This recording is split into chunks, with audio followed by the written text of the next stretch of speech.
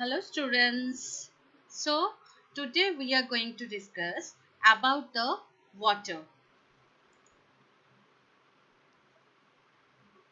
The chapter is, yes, just a minute. Yes, the topic name is water, and that is module 4, and lecture number is 25.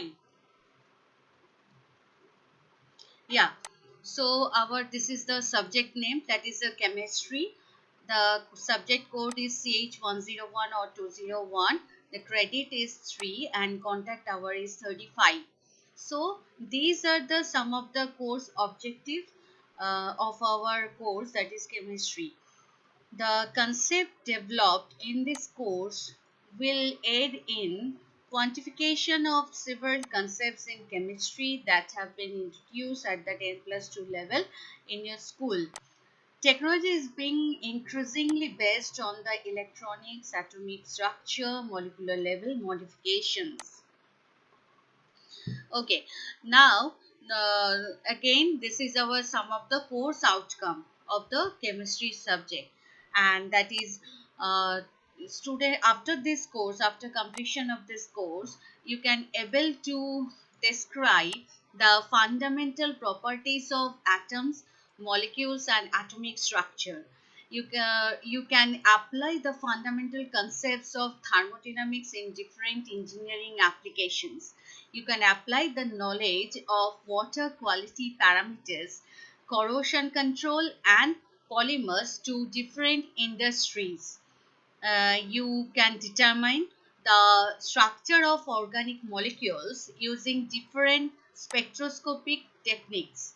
And after all, you can evaluate the theoretical and practical aspects relating to the transfer of the production of chemical products in the lab to the industrial scale in accordance with the environmental consideration.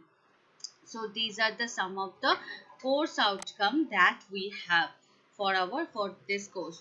This is the lecture plan. Okay. So these are the some of the objectives of our today's class. So first of all, we will discuss about the water quality parameters. Next, we will define the hardness. After this class, you can define the what are the types of hardness that we have, how the hardness of water is what are the compounds are causing the hardness of water, and how it is affecting the water quality, the quality of water, that also we will discuss. And we will classify the hardness of water, and after all we will know the process how we can remove this permanent hardness and temporary hardness. That is the two types of hardness that we have, and we will discuss it in later in detail. Okay, so these are the some of the water quality parameters that we have. First one is physical parameters we have. Second one is the chemical parameter. So now let's see what are the physical parameters for water we have. So these are the some of the physical parameters. One is water temperature. What will be the temperature? What will be the order of the water? What will be the color of the water? The taste of the water, and the total dissolved solid. Total dissolved solid, that is the there are so many salts are dissolving into the salts dissolve into the water, remaining in the in dissolving condition, dissolution condition. So what are that salts, and what is the effect of that dissolved solids that we have? So also we will discuss, that is the total dissolved solid. Yeah, so now total dissolved solid. Okay, so these are the some of the ranges are given: 0, 50, 100, 200, 300, 400, and generally the total dissolved solid is measured in this ppm unit. ppm means parts per million, that is milligram per liter. How much salt is present in milligram per liter, that is ppm, parts per million. Okay, so for the ideal drinking water, the whatever we are getting from the RO, from microfiltration, from distillation unit, that is containing 0 to 50. This is the range of the TDS value in ppm for this ideal drinking water. 50 to 100, almost 100 or 200 ppm. This range is the water from carbon filtration, whatever we are getting from the carbon filtration from the mountain spring or any aquifers. Aquifers, you know, that is the saturated water zone. The groundwater layer is called by the aquifer. So generally from that water, whatever we are getting, that is the TDS. For that water, the TDS is in between 50 to 200 range.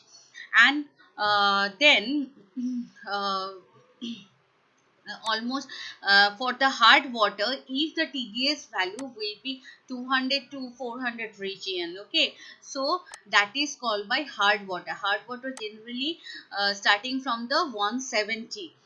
Beyond this TDS value, the water is called hard water. High TDS water from like tap water, mineral spring water, so that is containing high TDS value. Okay, so these are the some of the range of the TDS value that we have. That means for ideal drinking water, we should have the TDS value within 0 to 50 ppm value. 0 to 50 ppm. Okay, so this is the water quality, physical water quality parameter. Okay, now we will discuss about the chemical parameters. What are the chemical parameters that we have? That is pH. One is biological oxygen demand, or you can say it's biochemical oxygen demand, BOD. Second one is COD, chemical oxygen demand. Okay. Fourth one is, that is dissolved oxygen. Dissolved oxygen is very important parameter for water. The amount of dissolved oxygen determine, actually all these parameters are determining parameters what will be the quality of the water. And total hardness, next one is total hardness, that also we will discuss. And also the some of the heavy metals also present into the water, and that will pollute the water. And so heavy metals are also one of the quality parameters. Okay, so after if the these are the like pH, BOD, COD, these are the all quality, chemical quality parameters for the water. Okay, how much water is fresh, that will determine by this chemical parameters. Okay, now pH, this is the pH scale. So already you know that for the drinking water, for water we should have the pH that is around 7. The pH should be 7. Below 7 we have the acidic range, and above 7 we have the alkaline range, right? So this is the acidic range, this is the alkaline range. There are so many things that we are taking as a food that is containing acid, like lemon, okay, vinegar, coffee, tomato. Okay, so you can see here I have given the level of the acidity level. Okay, so lemon, the acidic range is in between 2 to 3. Okay, so and the lastly battery in the cell, whatever we are using, that is the acid we are using, H2SO4 generally we using. So that is the acidic range, and the range is the 0. And these are the some of the basic range, money above 7 whatever pH we have, that is the basic range. And like soap we are using, in soap the basic character is around 12. Okay, so bleaching powder, bleach, so whatever we are using, that is around 13. Ammonia solution, that is strong base, they are the strong base. Okay, so baking soda 9. So whatever we are, these are the things, some of the things that we are using, which is basic in nature. Okay, so this is the pH. And if the water will have the neutral pH, that time only we will take the water, otherwise we can't take the water. Okay, now next quality parameter is biochemical oxygen demand or biological oxygen demand. Actually, what will happen in our water, the biodegradable waste materials are there. So, the biomaterials are, already, कि biodegradable material and non-biodegradable. These two terms are very common, very popular to us. Biodegradable materials, that means the organic materials which can be decomposed into the nature with the help of the oxygen. That are the biodegradable materials which can be decomposed into the nature, mixed to the nature. Okay, and non-biodegradable material generally cannot decomposed into the nature, like plastic is very popular as the non-biodegradable material. If you discharge the plastic into the water, into the land, what will happen? The year After so many years, that cannot be decomposed, and that will be stuck into the that will be stored into the land or water, and which will pollute the environment. Okay, so now biochemical oxygen demand in our water, whatever biodegradable materials are present, what will happen? They will decompose. They will decompose and becoming, they will form carbon dioxide. After decomposition, they will form carbon dioxide and H2O. The carbon dioxide will be evaporated. Okay, excuse me. So what will happen for this reaction, whatever the oxygen, dissolved oxygen we require? Why dissolved oxygen? Because we are discussing about the water here, the quality parameters of water. So in water, whatever biodegradable waste materials are present, all that materials will react with the dissolved oxygen, and with the help of microorganism, it will convert into carbon dioxide and H2O. So, what will happen for this reaction, whatever dissolved oxygen we require, that is called by BOD, biological oxygen demand. Okay, the amount of oxygen required to oxidize organic waste by with the aerobically by microorganisms through oxidation process in known as biological oxygen demand or biochemical oxygen demand. It is expressed as milligram per liter oxygen required per liter of the waste water. Okay, so BOD, the generally the unit of the BOD is milligram per liter. So BOD is what? The amount of dissolved oxygen. For what that amount of dissolved oxygen we require? For the decomposition. For decomposition of which material? Of organic, whatever organic biodegradable waste materials we have, for their decomposition, whatever dissolved oxygen we require, that is called by BOD. Now, what is the role of microorganism here?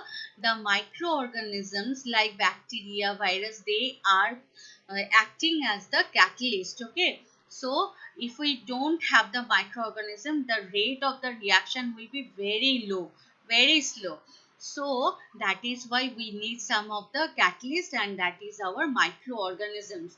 So for this reaction, whatever dissolved oxygen we require, that is called by BOD. Understand? Very important parameter.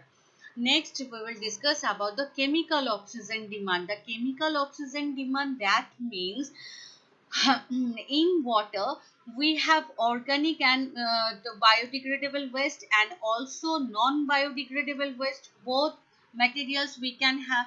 So non biodegradable materials cannot decompose into the nature. What we have to do, we have to take that wastewater to the chemistry lab, and there you have to treat with potassium dichromate and H2SO4, which is strong oxidizing agent. Okay, potassium dichromate and H2SO4, these are the very strong oxidizing agent. So what will happen in presence of this strong oxidizing agent, the all type of organic and non biodegradable material will be decomposed into carbon dioxide and H2O. And for this reaction, whatever oxygen we are requiring, we require whatever oxygen molecules, that is called by COD, chemical oxygen demand. Now this oxygen, from where this oxygen will come?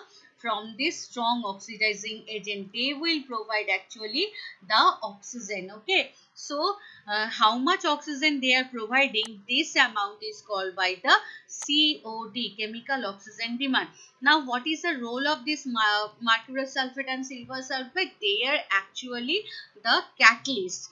Okay, so in BOD reaction, actually microorganisms are the catalyst, and here the mercurous sulfate and silver sulfate both acting as the catalyst. And after catalysis, the products are carbon dioxide, which will be evaporated, and this is the water. So by this for this reaction, whatever oxygen we require, that is called by COD. Again, the COD is the amount of oxygen required for the reaction. That is why the unit of the COD is also milligram per liter, the same as the BOD. Yeah. So next we will discuss the important parameter, that is hardness of water. Also you have this done the hardness. You have also do the practical. Okay, you have done the practical of hardness of water. Like you have given one water sample and you have asked to determine the what will be the hardness of that water sample in the chemistry lab.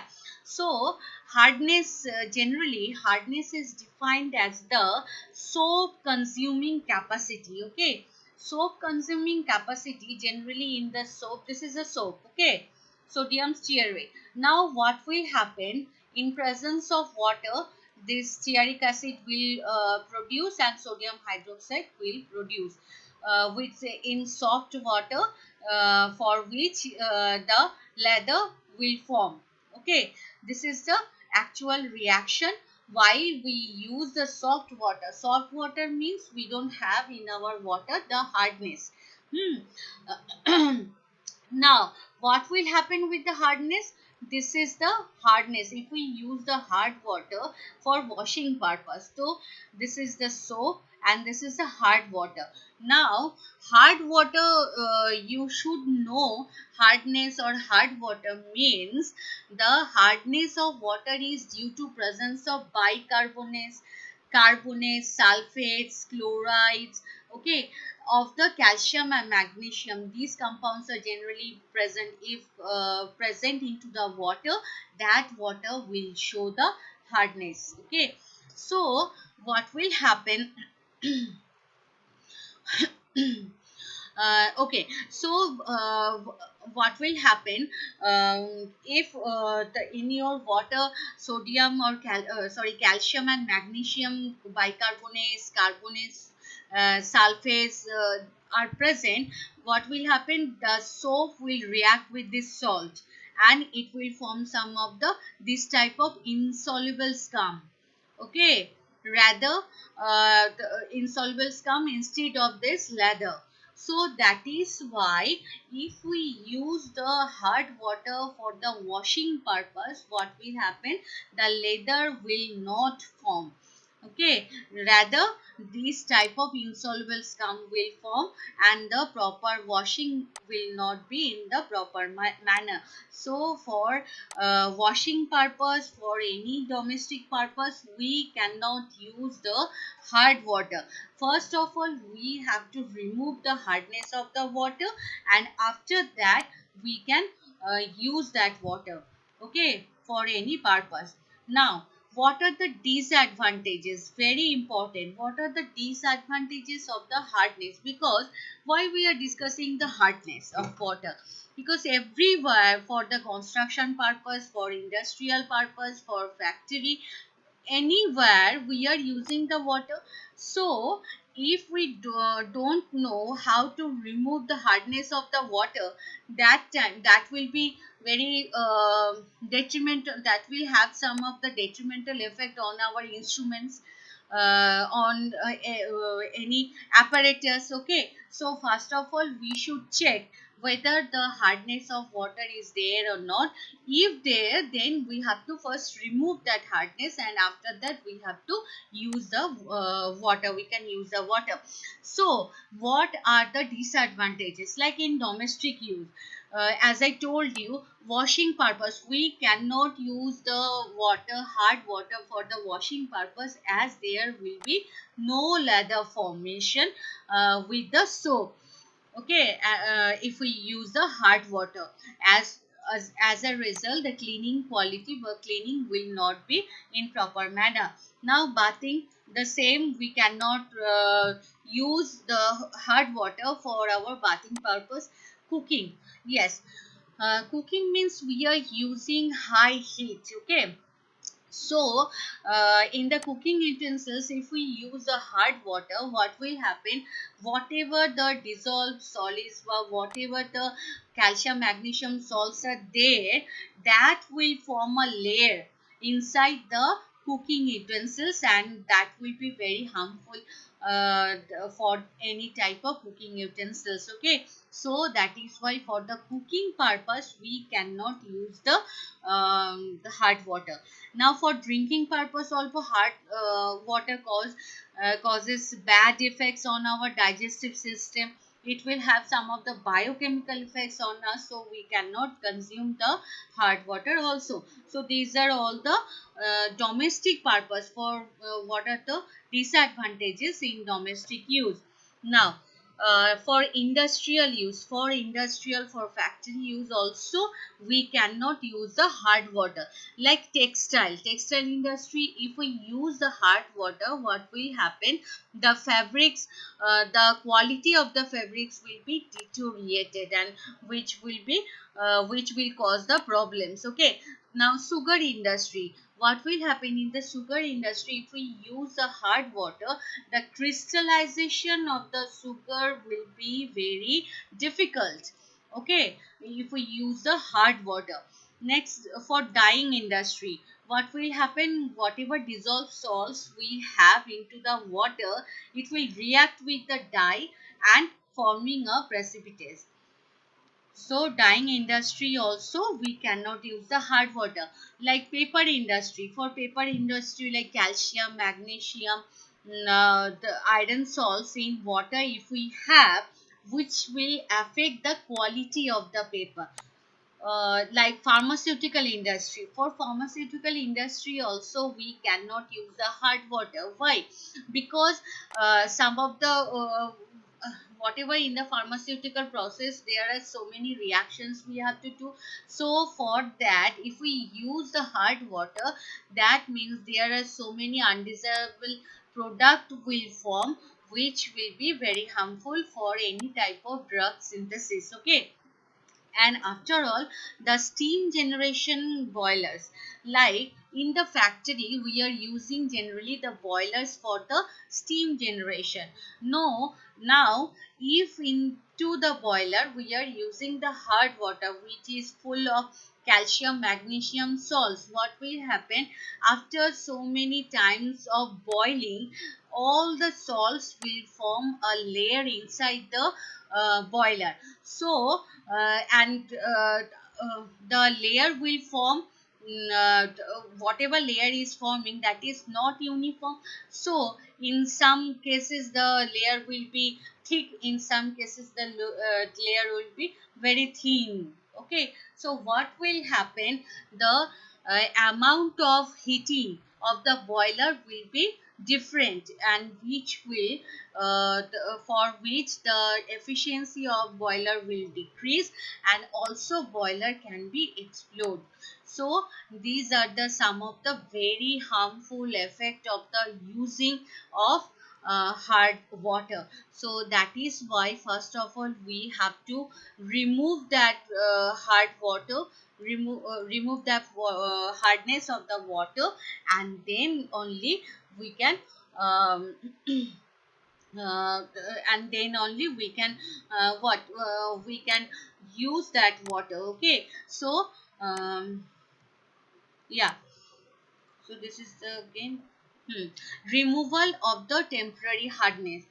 Okay, now temporary hardness, all we know that hardness are of hardness is of two types. One is temporary and one is permanent. Temporary hardness means these type of hardness can be removed very easily. Okay, so what will happen if like if we use if we boil the water only, the temporary hardness will be gone. So that is why temporary hardness is very easily can be removed, like calcium bicarbonate. All the calcium magnesium bicarbonate salts are generally responsible for this temporary hardness. Okay, so calcium bicarbonate, if we want to remove the calcium bicarbonate, what we have to do, we have to just heat the boil the water, just heat the boil the water. What will happen, this bicarbonate will transform into carbon dioxide, it will evaporated, and calcium will be precipitated as calcium carbonate, right? For magnesium bicarbonate, what will happen, magnesium will be precipitated out as the magnesium hydroxide, and also again the carbon dioxide will form. So thus from the water, if we just boil the water, it we can just remove the temporary hardness. Okay, so very easy process. That is why we say that for the removal of temporary hardness, it is very easy. Next we will discuss about the removal of the permanent hardness. Next day we will discuss the permanent removal of the permanent hardness in detail. Only at a glance, just see that permanent hardness removal process is generally two types. One is external and one is internal. For external process, we have soda lime process, geolite process, iron exchange resin process. And for the internal process, we have calgon conditioning, phosphate conditioning, and also colloidal conditioning. Okay, so these are the some of the process that we can use for the removal of permanent hardness. Now, what are the compounds that is responsible for the permanent hardness? Like carbon, sorry, like sulfate, SO4 minus 2, sulfate, chloride, carbonate. Okay, so these are the some of the ions that are responsible for the permanent hardness. So if we have carbonate of calcium magnesium, if we have sulfate of calcium magnesium, if we have chloride of calcium or magnesium, so that can cause the permanent hardness. Now for the removal permanent, why we are using this term that is permanent? Because this hardness is not like that permanent we cannot remove, not like that we can remove this hardness, but we have to apply some of the complex method, some of the chemicals we have to use for the removal of this permanent hardness. not only boiling the water we can remove the permanent hardness, but also we have to apply some of the complex method. That is why we are using here, this is the significance of using the term that is permanent hardness. Okay, so next day we will discuss in detail the permanent hardness. So next day we will discuss in detail what are the external process, what are the internal process for the removal of the permanent hardness. Actually, I have told you already, that is soda lime, zeolite and inoxidase resin. These are the process of some external, and a calgon conditioning, phosphate conditioning and colloidal conditioning. This is a some of the process which belongs to the internal process. Okay, so these are the some of the removal of permanent hardness. We will don't worry, we will discuss it in detail in the in our next class. So okay, so here I have given one question that is for checking how much you have understood. So the question is, temporary hardness is caused due to presence of, you have to write down here which compound. You have to memorize whatever I have taught today. Okay, so for that you have 10-second time. Your 10-second time is starts now. Okay, so your 10-second time is over. Now you have to answer the question. Yes, of course, the bicarbonate, generally calcium and magnesium bicarbonates, they are causing the temporary hardness of the water. Why temporary? Because this hardness can be easily removed. Okay, only by boiling the water we can remove this hardness of water. Okay, so that is why we are using here temporary. And for the permanent, what will happen, permanent hardness also can be removed, but we have to, for that we have to use some complex method, some chemicals we have to use for the removal of the permanent hardness. Okay, okay, now this is the recapitulation whatever we have discussed today. That is, we have discussed the water quality parameter, we have defined what is the hardness, we have seen what are the classification of hardness, what are the types of hardness we have, and some of the removal process also we have discussed. That is the temporary hardness, the removal of the temporary hardness, and the removal of permanent hardness, only the procedures, the name of the procedure I have discussed, and in detail we will discuss in our next class. Okay, so please follow the classes students regularly, otherwise you cannot do the assignment in time and properly. So just submit, follow my classes, submit the assignment within time.